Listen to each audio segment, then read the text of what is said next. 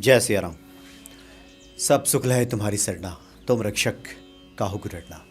पिछले वीडियो में बाबा नीम करोली जी महाराज के संकट मोचन स्वरूप की हमने चर्चा की थी कि हनुमान जी की तरह ही बाबा नीम करोली जी अपने भक्तों के संकटों को खुद पे लेकर के उन संकटों को दूर कर दिया करते हैं।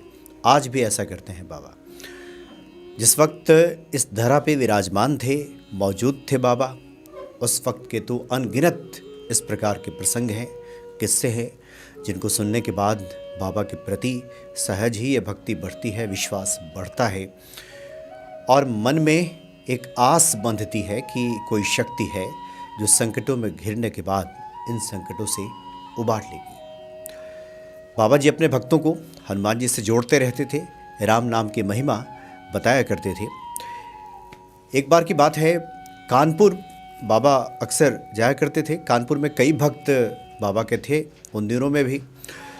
गुरुदत्त शर्मा जी नाम के एक भक्त बाबा के थे वहाँ कानपुर में। ये 1970 के आसपास की बात है और गुरुदत्त शर्मा जी के घर में उनकी पत्नी और 2 छोटे बच्चे उस वक्त घर में रहते थे। बहुत छोटा परिवार था और बाबा जब भी कानपुर पहुँचते थे, शर्मा जी के घर पहुँच जाते थे और उसके बाद फिर वहीं भोजन प्रसाद ग्रहण करते थे, रुकते भी थे।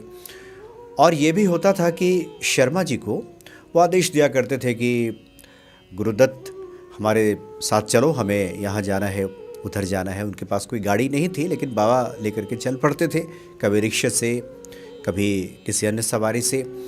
और कई बार ऐसा होता था कि 2 दिन, 3 दिन, 4-4 दिन तक शर्मा जी उनके साथ चले जाते थे। घर वालों को बड़ी परेशानी होती थी, क्योंकि घर में 2 छोटे बच्चे, उनकी पत्नी रहती थी और वो भी नौकरी करने वाले। लगता था कि बाबा घुमा रहे हैं इधर उधर।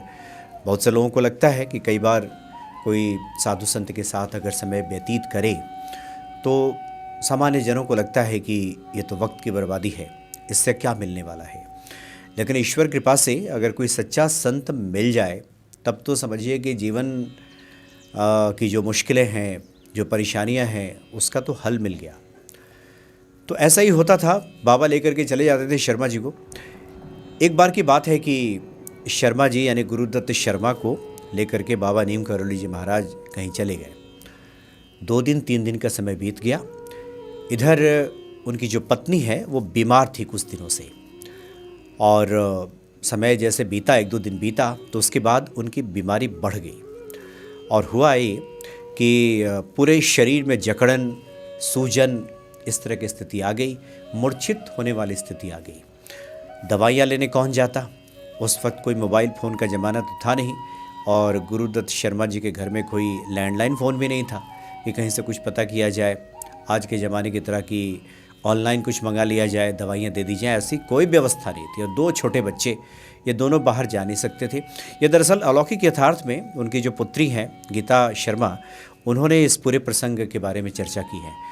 तो गीता शर्मा जो छोटी पुत्री हैं वो बताती हैं कि सभी छोटे छोटे, दोनों जो भाई बहन थे काफ़ी छोटे, बाहर नहीं जा सकते थे दवाइयाँ लेने के लिए। तो बहुत मुश्किल स्थिति में बैठे हुए थे, परेशान थे और रह रह कर बाबा को याद कर रहे थे। बाबा को याद करने का ये मतलब था कि बाबा ही लेकर के गए हैं, कुछ अच्छे भाव तो नहीं आ रहे थे।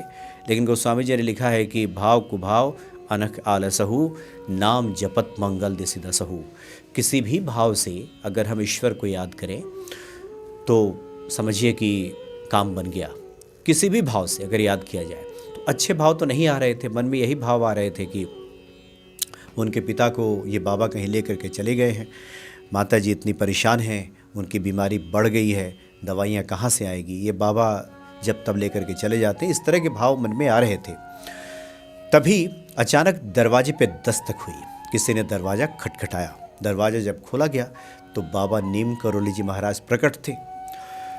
जब बच्चों ने पूछा कि पिता कहाँ है तो उन्होंने कहा कि वो किसी काम में है, अभी मैं आ गया देखने के लिए, मैं तुम सभी का हाल चाल लेने के लिए आ गया हूँ। और बाबा तो सब जानते ही थे। फिर भी उन्होंने पूछा कि माई को क्या हुआ। वो माई कहते थे गुरुदत्त शर्मा जी की पत्नी को कि माई को क्या हुआ है। तो बच्चों ने बताया कि उनकी तबीयत ठीक नहीं है, सूजन आ गई है और वो आंख बंद करके लेटी हुई है। बाबा उस कमरे में पहुँचे, एक हनुमान जी की छोटी सी तस्वीर निकाले और टेबल पे वहाँ पे रख दिया और कह दिया कि नहीं नहीं अब ये ठीक हो जाएगी माई, हनुमान जी यहाँ पे हैं, अब सब ठीक हो जाएगा। और तुरंत वहाँ से निकल गए, सांत्वना दिया कि एकदम ठीक हो जाएंगी, और बाबा वहाँ से चले गए।